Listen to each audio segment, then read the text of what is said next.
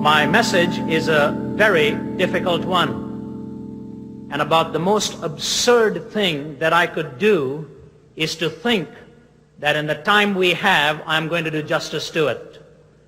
Cultures, barriers, presuppositions, philosophies, prejudices, beliefs, religions form vast chasms between the message of Christ and the mind of man.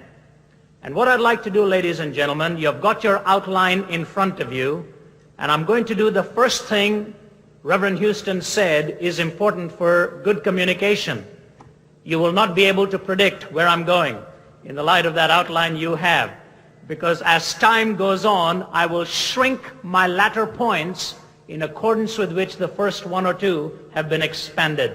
So follow it very carefully, and fortunately you'll be able to read the full manuscript when the compendium is issued.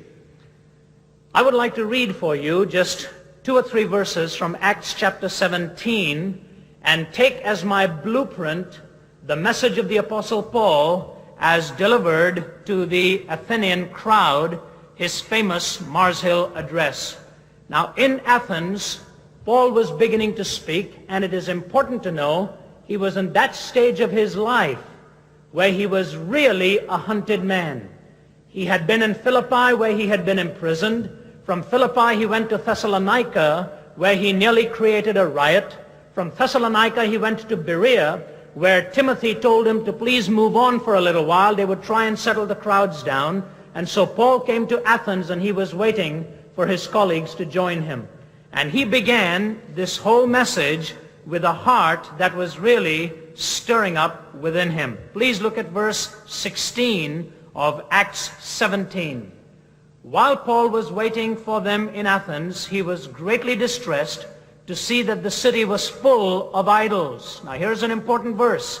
So he reasoned in the synagogue with the Jews and the God-fearing Greeks, as well as in the marketplace day by day with those who happened to be there. A group of Epicurean and Stoic philosophers began to dispute with him. Some of them asked, "What is this babbler trying to say?" Others remarked, "He seems to be advocating foreign gods." They said this because Paul was preaching the good news about Jesus and the resurrection. I remember when I was raised in India, many a time seeing this sight take place somewhere in the streets of the city of New Delhi. An English-speaking tourist is looking for directions, and he stops an average man on the street, and unknown to the tourist, the man in the street did not know a word of English, and so the English-speaking tourist goes on for 3 or 4 sentences looking for some information. And this confused non-English-speaking Indian shrugs his shoulders and speaks out the only 2 words he knows in the English language: "No English." At most he will say, "No speak English." What do you think the tourist does? He shouts louder the second time, as if to assume that his volume was going to compensate for the person's illiteracy in the language. Just because I shout louder doesn't mean I am being heard more clearly.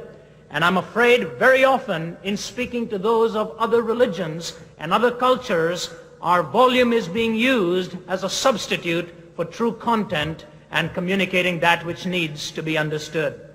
I would like to take basically 3 lessons that I learned from this great Pauline sermon. You need to realize, ladies and gentlemen, that Athens was called the eye of Greece.